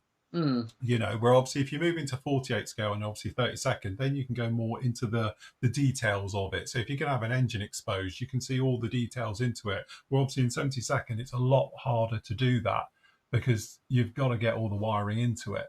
So that's it. But I must admit, I think personally, 72nd now is on a par. Most kits out there now, you've got the same detail as what you find in the 48th. Yes. Because you've got all the bits in there. And again, we've been really, really spoiled over the last few years because the quality of the kits, especially 72nd scale, is just amazing. Like, not be funny. Look at Airfix. You look at their 72nd scale bombers now, the Wellington, the Lancaster, and the B25 and all the rest of it. You look at those compared to the old ones where it's 2 arms and a couple of seats. If you were lucky. Twisty turrets, if you were lucky. But even so, if you're going back just before sort of Airfix did what they're doing, the Revell Lancaster, the Revell B17G, are really good kits. Yes, absolutely. You know, for the heavies anyway. Yeah. It was kind of the medium bombers, which I think sort of Asagawa covered, weren't it? Really. Yes. Dog's here. She's early. She's early. Just letting you know, it's getting near dinner time. Don't forget me. Because Asagawa sort of covered that base in 72nd, didn't they? With the B25s, the B26s, and B24. B24, which again is a fabulous kit. Beautiful both kit, versions of that. Yeah, well remembered. Hmm. So yeah, all bases were covered. Then obviously, like I say, Afix have come along with their sort of more British stuff, but they've done a B17, haven't they? They've done the HE111. Their 72nd HE111 is a brilliant kit, really nice kit. Same with the 17. But obviously now, you know, I'm building the B26, the Marauder here. Later on in the year, we're going to get the ICM 48th one. Yes. Which, you know, I'm looking forward to be honest. Yeah. I'll tell you what we could do with, if we're talking medium bombers, and that's, I don't know, I've probably mentioned this before, I know HK are doing the 32nd A20 Havoc. We need a new 48th one. Yeah. Because I have got the old, it's the Italia boxing, but the old AMT one. Are we not expecting them to do it as a 48th as well, you reckon? Do you know what? I can't see why they wouldn't, because they had there's a few variants of the Havoc. Yeah. It kind of run throughout the war, didn't it? So it went to all different theatres as well. Yeah. From North Africa, Europe, in the Pacific, and all around there. And they've got some brilliant schemes. You know, so I would have thought, I'd be surprised if HK didn't downsize their 32nd one, because actually we have got it up on pre-order. It's not cheap, but looking at it looks a blooming nice kit. It does look nice, yeah. I think we'll have to get you on to review, if I'm honest. I think it's worth one of them for a look. Yeah, definitely. Because it does look really detailed. It seems to have got a full interior and everything. It looks really nice. I think it's even, did we say it's tinned as well? Yes, yeah. It has got the cannon on it. Yeah. Yeah. So, yes, it's, yeah. I'm hopeful that, because obviously if you go back now, they have, you know, we've got the B17, we've got the Lancaster, we've got the B25. So it seems to be everything that HK's done in 32nd is now coming out in 48. And it would be nice if they drop that one and then we wait a year, we come out with 48 scale one. I think that would be quite a nice you know, shout as well, because it's covering all the bases. And like I said before, you've got ICM seem to have got the light bomber role, you know, up to medium role. They're doing very well. And HK look like they're taking on the sort of, you know, we've sort of done the heavies and now they're going into the medium heavies with all the rest of them as well. So we're doing all right. Though, I mean, from Monogram though, like we were saying before, there's been a massive gap from anybody tackling in 48. Hasn't there? You know, it was literally, you've got the Monogram version. Yeah. I think the oldest one was the P61 from Great Wall, weren't it? Yeah. When that first came out, a good 10 years ago, probably. Yeah, easy, yeah. And then obviously, like I say, they're filtering through with the B25s and like I say, the Marauder now and some of the other stuff that they're doing. So, but they were long overdue an update. Not that they're bad kits by any stretch. They're really good, really buildable and really enjoyable. But I think obviously technology and everything's moved on. So it's they needed updating, didn't they? David's put it up. One Boston Havoc new tool would be good. Yeah, it would in 48. I say the 72nd one. We've got the MPM one, I think it is, which is Special Hobbies, obviously re-released. Not a bad kit, but yeah. Anyway, can you feel shocked while I just get this decal on? So I'm going to be in trouble with this. It's all right. It's only a little in. Right. Okay. Just change back. Yeah, Wojciech says in there as well that he's building the Lancaster, and it's huge, but the Mosquito is also a bomber, but it's quite small, as I say, because I've got the 32nd Mosquito over there. And, you know, again, it's one of those ones, when you sort of go up into the 32nds, everything gets very big, but at 48 scale, they're all quite nice scales to go through. Yeah. It would be nice if somebody did do a short Sterling in 48. It would, and a new Halley bag. Yeah. Yes. Hi guys, I trust you're all well. 2 questions, if you don't mind. Which primer is the best on fine detail, like riveting on the Edard's Typhoon? And what do you use for cleaning up superglue debonder? Okay, so first off, if you're going to be doing very fine detail, it's one of those ones where if you're going to use a lacquer based one, obviously they're not going to plug up because they don't tend to have the things that some of the acrylics have. So they don't have like polyurethanes and stuff, which technically is like a rubbery thing, and that can fill up very small detail. But again, if you're putting down a thin coat, then in theory, lots of thin coats, you won't destroy the detail. If you put one heavy one down, then you probably will. But again, my chosen one for doing most day-to-day stuff is that I like the AK microfiller primer, which is what I've been using a lot. It's very thin, spray it direct from the bottle, but if you want to cheat a little bit and you are worried about very fine detail, then just put a little bit of lacquer thinners in with it, and that'll thin it just a little bit. The other one I liked a lot was, whatever I've done with it, oh my god, I've got rid of it. Oh, the grey AK primer. If you want to go acrylic-wise as well, that's a really nice one as well. It comes out with a very nice satin finish, but again, you need to thin it a lot because it's quite thick. And you need to give it 24 hours to dry. Yeah, and you do need to give it 24 hours to dry because obviously it's got like that polyurethane effect. So if you try and sand it, it will roll, it will peel and tear rather than sand. But once it's gone off, it's cured, absolutely no problem at all. But I take it you're on about doing a 48 scale Tempest or something else like that. Well, I've just finished one. And no, it came out absolutely fine. Which one did I use on it? Actually, I've got a feeling I used the AK one, didn't I? I think you used the AK, didn't you? I don't know. Let me check. Hold on. You better have a look. Yeah, I'll have a quick look in here.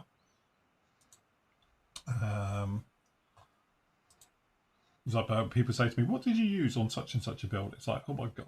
Yeah, I'm same. Well, yeah. Once the build's finished, it's gone out of my head. I was like, no idea how I did that. Tail wheels in part 5. Move into the spray booth and put down the primer. AK's.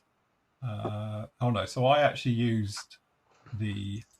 Did you use the microfiller one? Yeah. So this is I used the microfiller one. I cheated out. So this is just AK again. I wouldn't say it's because it's the fine detail and all the rest of it, but yeah, you definitely don't want to lose the look of it. Once it's down, as I say, hopefully we've got a clean shot. This is. Sorry, I think this is just a personal opinion. You know, the acrylic ones. Yeah. Are perfect for armor. Yeah. I would say, and figures if you do busts and things. I'd say that micro one there or the surface primers. Yeah. Because I tell you what we have got if you're still I'm just pulling out the drawer. What have I done with that? It says if we can find it. I've moved everything around in here, now I can't find anything. Ah, here it is. The Aqua Surfacer. Yes. So you obviously got your Mr. Surfaces, like that one. Yes, which are obviously alcohol based. Which again are brilliant. Well, they're the lacquer based ones, aren't they? Sorry, lacquer based ones, but so that's the lacquer based one. That's alcohol based one. Yeah. But again, they're really good if a bit like that micro, the grey one. Yes. Bill showed the AK one, which is ready thinned. Obviously, you can thin these to your own specification, I suppose. And now there's different flavours of this Aqueous one with black and mahogany, I think, and a 1200. I think this is I think they do a 1200 or a 500 or something. Yeah. But these are good for fine detail as well because you can get them pretty thin and lay them down in nice thin coats. Yeah. So, yeah, you pick your poison, don't you? There's plenty of options. Yeah, I must admit, I did like the AK one. It works really, really well. The acrylic one. Yeah. But for speed, and because, you know, I'm a bit of a speed. You used to love that one, didn't you? Yeah. That's actually a really nice one as well. That's a good primer. And the other one, I forget as well, is these Surfacer primers. These are really fine because they do a grey, black and white one, I think, if I remember. But it's there's quite a range from Mr.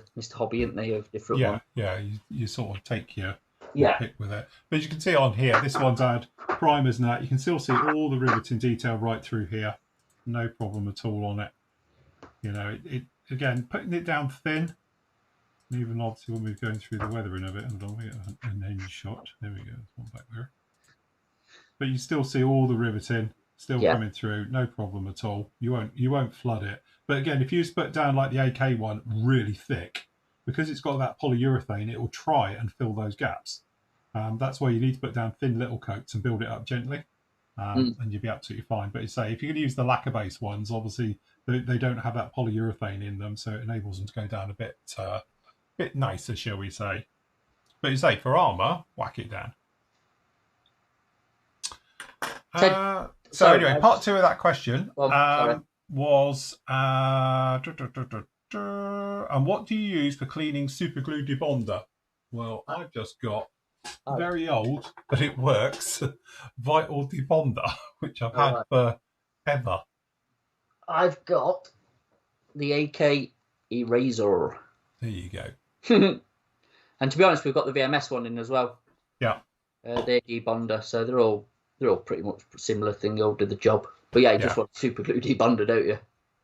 At the end of the day, if you're working with super glue and on your bench, I learnt that lesson many moons ago when I super glued myself to my bench. And I've still got the scars here to prove it. Because literally I would put it down and I was working on a bit. And if you go back through my old videos, you'll notice in this corner, I used to have a bit of 40mm Tamiya tape. Yeah. And I used to always do a little bit of glue on it. And now I must admit, I'm a bit better. I do use one of these, which I use bottle caps. And then just use those. But at the end of the day, I used to have a bit of tape. And then one day I was doing a really delicate bit and I'm down like this and I'm doing it and all the rest of it. And I go to move like that. Everything goes flying and I've got it attached properly to my arm. And I didn't have any debonder. Didn't own any at that point. No. And consequently, I was like, Jesus, I had to cut it off with a knife between me and it. And then afterwards managed to get some fairy liquid and half hour of scrubbing and try and get most of it off. But I actually got the scars to prove it. But now I always keep debonder within arm's reach. It's here, one of like primary tool, just in case you super glue yourself to anything. That's it, don't super glue yourself. So Ted's put a thing up in ours about, he's done a 50-50 mixed self-leveling thinner, an AK glossy varnish. Is that the acrylic one then? I presume it is. In a mix bottle. It turned to gloop in the airbrush and in the mix bottle. Next day, I shook the mix bottle. It's smooth and sprayable. What happened? It's just obviously the lacquer thinners have broke it down. Yeah. Which it will do over time because it's so powerful. But yeah, it's one of them, innit, really. I think if you keep thinning acrylic paints with lacquer thinners, it will thin it. Yeah, of course it will. It's not ideal. I wouldn't recommend it, but it will eventually break down. There's only a few that it won't if we've tried it, but I reckon if you keep going, it will. But whether you could use it or not, but yeah, like I say, I'd stick with the usual thinners with it, really. Yeah, like we often, I've had a thing, if you remember, if you put Tamiya X28 in life colour, it goes proper to gum. Oh, God, yeah. But, wait, hello. Well, we're not due anything, as far as I'm aware. Next delivery. Do you know what that is? That is a crow that's just flown into the security camera. A crow? A crow. I've actually got it on footage, I think. Oh no, it's hovering in front of the security camera. Hold on, look, we can do this as a live. Now I'm going to get messages saying, by the way, someone's breaking into your house. Look, so I've got a bird there. Oh yeah. Oh yeah. So yeah, it's a bird flying in front of the security camera. He's obviously after the bugs. Yeah, obviously. Bug watch. Yes. So, but yeah, all good. Sorry, what was you saying? I got sidetracked then. Lola, there's no one there. It's fine.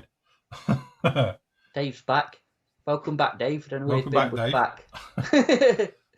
Do any of you use a well-known car accessory manufacturer's primer? Halford. Halford, do you mean? You can say Halford. Halford's Appliance White. We're presuming you mean Halford's. Yes. But yeah, again, we often get this one. The only trouble with it is that you can flood with it because it's not designed to do something so small. It's usually designed to do quite a big object. So what can happen is that when you're spraying it, you can end up with it flooding off of it. But if you're doing bigger objects, like if you go back to when I did the Apollo 11, the rocket, when I did the space shuttle, 72nd one, all the rest of it, big projects, and obviously I do it all my prop stuff. I always use primer I use Trago Mills's Finest, whatever it's called. But... What's it called? That stuff? It's quite a well-known aerosol. Oh yeah, High Coat. High Coat, that's the stuff. Yeah. So I've got about 4 or 5 in there, but yeah, I use rattle cans for that type of stuff. This is a white one, plastic primer. But yeah, works really well. It's one of those ones where if you're doing a big object, absolutely ideal. But if you're doing small little things, it's a little bit overkill. So, you know. Ben, just to answer Ben, if you spray in, get a spray booth. Your lungs are priceless, my friend. Don't knacker them up. Mm-hmm. And that's no joke, is it? That's our health and safety getting serious mode. Yes. Is if you're going to start airbrushing, even if it's a cheap one to start with, anything that vents... Anything's better than nothing. Yeah. Anything, yeah, exactly. And then obviously, I know we've got the bench vents, which are not cheap, but if you're seriously going to get into airbrushing on a scale, and especially, I wouldn't even say especially if you're using it, but I would say more so if you're going to be a hot product painter, lacquers and stuff. Lacquers, definitely. Because it smells, and it's not good for you one bit. I mean, the acrylics ain't brilliant either, but yeah, like I say, get yourself something to get it out of the room, because it's not nice stuff. Also, the thing is that if you think of your environment, we've spoken about this before. I've got various things in here, and a classic example was that hairdryer I threw away the other day. Where the lacquer is melting the surface of object. I've got a 275 quid microphone hanging up here, right? And the on-off switch has destroyed. It just crumbles. Hold on. It's not cheap. I've got a Rode one up here, and literally the on-off switch on it broke, and it just crumbled in my fingers. I've had to wrap tape around because it is sticky and horrible. It's sticky and horrible. Yeah, it is literally just my hairdryer has just gone awful. And I mean, I think that is now welded to it, my tape. But I did have to put it around it, and had it. I tell you what tool I had it. I'll show you what tool I had it with. This was before I moved to this house. I was in the shed. This tool here. Which is a scraper. I don't know if you can see it. It gets like a coating on it. Yeah. And you have to literally just peel it off. Scrape it off, yeah. And that is paint. It just sticks to it. And this was bathed in it. So what we're basically saying is that, and the reason this happens because we obviously don't have the extractors running every time, because I'm using it for filming. You wouldn't be able to hear a thing. So I tend to have it on, do a bit, and then whack it all on. But your environment, if you notice, you run your hand around, dust on everything. It's just if you're spraying. This happens more if you're an acrylic sprayer. You'll get more dust than you will with a lacquer. Yeah. The lacquers tend to be thinner. They don't go as far. But the trouble is it's bad on every frame. You do want to get yourself, if you can, a proper, decent respirator as well. So you want a good one with proper air filters as well. Don't have the old cheapy DIY ones. Get the good ones. They cost you about a tenner, but they're well worth it. And remember to change them. It's not like a one and done forever. So you do need to change them out all the time and everything else. But as I say, this is one of those things where you spend, 30 quid on a respirator and all the rest of it, it could save your life. And we're not joking, because we have lost, both of us, good friends to this hobby, and they've gone down with horrible lung things. And as I say, you can't say it's the hobby that's caused it, but it probably hasn't helped.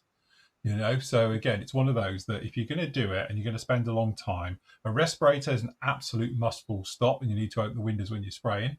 But even a cheap, like we'd say about these things now cost you near on 300 quid, I think they are. But I've had mine, one of them I've had for 15 years now, the other one now are coming up for 10 years, and they are just running like new, never had a problem with them at all. But even if you just bought a 30 quid one off of eBay, you know, or someone else like that, as long as you're venting it clean out of your atmosphere, so get it clean out, chuck it a hose out the window or whatever it is and get rid of it, because that's the most important thing. Because again, you just don't want to be breathing this stuff in. It doesn't matter if it's acrylic, it's lacquers, it's just horrible.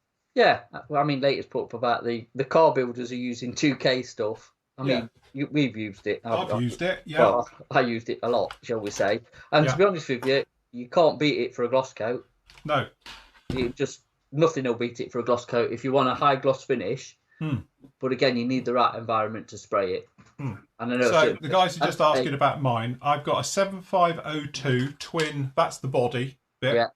And then the cartridges in here are, I don't remember which they are now, are 6055s. The big thing is you want the brown. Yes, you do. There's mine. Mine's looking a bit old and tatted because it's my old work one. Yeah.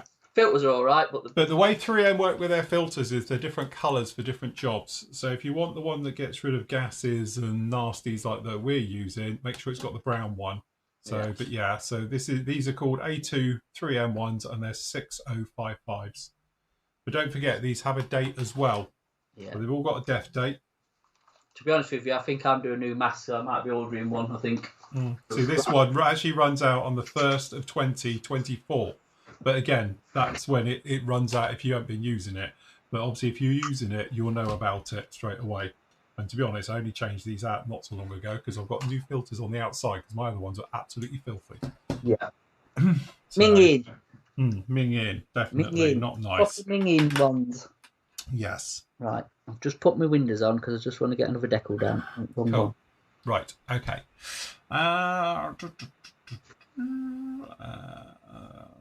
Decaling for me is once I start, I'm all right doing it. Yes. It's actually getting going. I think the thought of it's more off-putting than actually doing it. Because, again, with aircraft, it just really brings them to life once you start laying down some colour. Don't you think? Yeah, no, definitely. Especially if it's not being funny with your one, because it's olive drab finish all over. Yeah. As soon as you get the decals onto it, it comes to life. Yeah, well, that's it, isn't it? Especially when you got, I say, with like the World War II stuff and the bombers, the US bombers, they always had quite cool, even nose arts or something on them that's made them stood out a little bit, a bit more interesting than the norm, innit? Yeah, definitely. So yeah. Any gloss varnish that doesn't need to be thinned.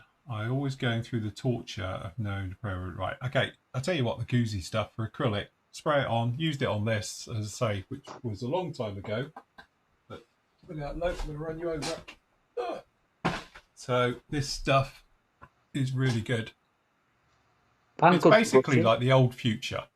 Yeah, I'm sure. It's very, very thin. You spray it neat. It's very thin, and it will give you a gorgeous, glossy, shiny finish. No problem at all. And you can brush it, because that's what I've done on this. I've used Gauzy to brush this, because I couldn't be bothered to chuck it in the airbrush. Yeah. And a couple of coats, and it's perfect, to be honest. That'll do. That'll do, donkey. Tell you what, I'm going to unmask this before we go. No! I am. Get yourself on full screen. Oh, God. Yeah, but what if it goes wrong? I can't hide. Big drum roll.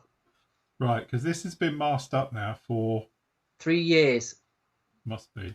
I'm amazed the tape's still on, to be honest. 3 years, 5 months.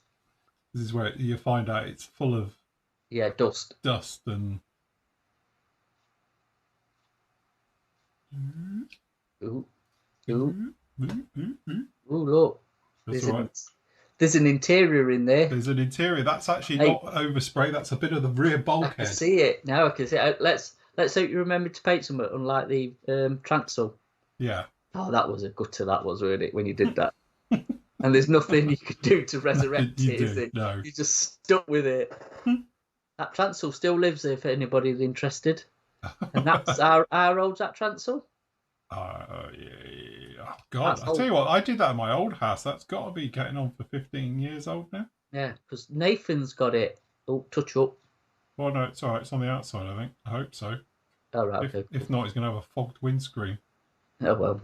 It's a cold day in Canada, even though it's Greek. Yeah, it's Greek. Cold day in Greece. You know what? I think there is 2 little marks on the inside of that. It's going to be really annoying. I'm going to have to cut a hole in the bottom just so I can stick a cotton bud up into it. No, is it? Is it how it means? I won't bother. It'll be fine. That's the trouble when you're on camera, isn't it? It's just super zoomed in and everybody can see stuff. Yes. Because this is the first time this has been unmasked since I started it. I'm in the same boat with my Marauder because I dread to think what's under my mess. There he is. Look, from that far away, you'd never know. That's the first time it's been undone. It's a 5-footer. Yeah, that's it. 12. You could have water spraying up the windscreen. Yeah, that's it. It's fine. You know, That's all right to me. Looks cool. I don't know if it is on the inside or the outside. I think it's on the inside. That long ago, I can't remember. Is it dust? No, I don't know what it is actually. As I say, it was a long, long time ago. It's fine. I think it looks all right to me. That's it. It's fine. It'll be all right. By the time we get the water spraying out of it next time, we'll be all right. Yeah. Hold on. Props on. Don't think they stay on though because they're a bit of a loose fit. Incredibly loose fit. But yes, we have props. There we go. At least we got to where I wanted it roughly to be. I wanted to spray the props, but yeah. But there we go. Get this decaled up, I think. Happy with that. Looks all right. That does. Looks really good. Yeah. Oh, it's all right. They're spinning now. Look. They've been ejected. Yes, that's the only thing that annoys me when you do that. You see, because it's lacquer, they always shatter, don't they, when on the tape? Yes. So you got those bits everywhere now. Yep. They're an absolute nightmare. Need a cloth. Can't complain. No, looks cool. That. Yeah. So how old did you say the kit was? Oh God, what did we say? It's like 81 or something. 81 or something. The original. Yeah. But yeah, the original. That's the molds have held up well, really. Yeah. So. It's all right. It'll be all right. Next job, water. Yeah. Hole in there. Get your fibre fill. Yeah, get me fibre fill for it. It'll be all right. Yeah. So yes, there we go. All right. Jesus, I can't even remember the cockpit. That was years ago we did that. So yes, as you might have gathered, everyone, this build has been ongoing for the last 3 years, I think. You muted them. What happened? I lost sound then. Was it? But I just heard a beep in my ear. Oh yeah, it just completely went off. So when did you start that? Last when? Was it Easter? I got a feeling. Was it no, it was before last. It must have been the Easter before last, I think. So I've done loads of stuff since this thing on the live stuff. So it just got sort of put to one side for a long time. I don't know. I have to go back through the stuff and see what it is. Yeah, I don't know. Oh, well, at least it's getting done. Yes. Yes, as I say, it'll be all right. We'll get it on a nice little stand. I've got some acrylic. I've got clear sheets of acrylic down here, which I bought years ago, luckily. I've still got a good couple of them. This is, for some reason, I ended up with really thick stuff. So this is the big, I don't know how many mil that thick that is, actually. That's got to be like 6 mil.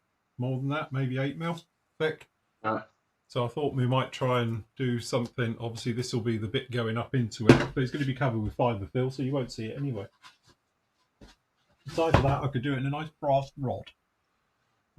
Nice little base then. Get some foam cut up, won't we, Lo? And we can do it. No one can see you. You're behind a can, but I've got my little mate here. Yeah, I could just see my glamorous assistant. Hello. Yes. Do you realise it's 2:45? Yes, I do. It's 2:45. You're fine. You don't even get fed till 5:30, so I don't know why you're worried. I'm starving. So don't forget, everyone, like this and Lola eats. If you don't, no food for the dog. No. Is it? You'll be all right. You will survive. Come on, Dad, you get. So, yes. Yeah, cool. Good stuff. Okay. Hello, Su21 was made in 1980. Was it? There you go. There you go. I know it was 80, 81-ish. Yeah. That's all right. Yeah, it looks all right.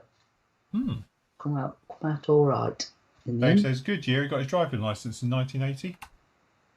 Oh, blimey. At that test, did they do anything for that? Or was it, well, literally you just drove down the road? Yeah. Bung the bloke a couple of quid. Mind you, mine was only where it was like reverse round the corner, emergency stop. That was about it, wasn't it? Parallel parking. Oh, parallel parking. I didn't do parallel parking. 3-point turn, parallel parking, and I think reverse round the corner. Yeah, I didn't have parallel parking in my day. You only got, no, but you had one of 3. Oh, right. Okay. Well, that's what it was then. As I say, I had to reverse round the corner. That was all right. So, yes, I've done the story. My driving instructor, he said, right, in a moment, I will tap the thing on the dashboard and I want you to perform emergency stop. And he lifted it up. So I was like, and it was the force of me doing the emergency brake. He almost literally went through the windscreen. He wasn't braced himself for it. But I saw him go like that and I was like, He literally almost went through the windscreen. He wasn't happy. No. So amazing though, he passed me. So yeah. Yeah, because he didn't want to see you again. Yeah, that's it. Never want to see me again. Get out. Although it's better than my other half, who her first driving test, she wrote the car off. She actually ripped off the near side wheel. How? Caught it going around a corner. So, yeah. And on the other one, she ran into the back of someone. So both times she went back to the centre, the test centre, on the back of a recovery truck.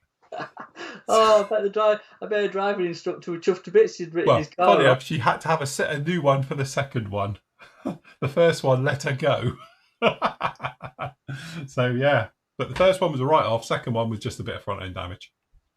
But apparently it wasn't her fault on both occasions. Of course not. Yes. Oh dear. Owed lead for. Yeah, that's it. Yeah.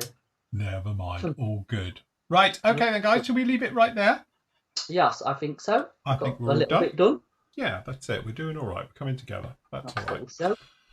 There's a show with you tomorrow. We'll be on. It's going to be recording though, isn't it? Yeah, we're going to do a recording tomorrow. Yeah, just a quick PM show. Just a PM show will be up with you tomorrow on that one, and then I think we're back with you Thursday afternoon. Thursday, you think? Thursday or Friday? What do you want to do? I don't mind, whichever really. Thursday's probably easier for me, if I'm honest. We'll do Thursday then. We'll do Thursday afternoon. We'll be back with you. And then obviously don't forget, we'll be back with you as a roundup show on Friday. And obviously next part of the Caterpillar will be up for members on that particular one. And then we're back with you on Saturday. So we'll be back with you live 10 till midday. I'll say it. I've done it now, so that's it. That's the stick. Because there's no way I'm starting at whatever time we want to. I'm not starting at fucking 8 o'clock. You can. So it'll be on, and then that way everyone's got time to watch the coronation during the afternoon, and then we'll be back with you in the evening for the relaxing show, and obviously we're going to do a quiz. So Nathan's on chat, BT, TV, whatever it is, getting written up for him. Yeah, it is. Yeah. So yeah, that'll be fun.